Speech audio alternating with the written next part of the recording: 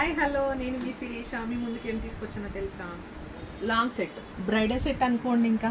మువ్వల హారం అండి లక్ష్మీదేవులతో వస్తుందండి టోటల్గా కూడా లక్ష్మీదేవులతోని గుత్తి పూసలతోని అసలు ఈ గుత్తి పూసలు చూస్తేనే ఎంత బాగా అనిపిస్తుందో తెలుసా అండి ఈ చూడ్డానికి ఎంత బాగుందంటే అంత బాగుంది ఇక చెప్పనవసరం లేదు నేను దీని ఇయర్ టాప్ వచ్చేసి మనకి సింగిల్ లక్ష్మీదేవి వచ్చి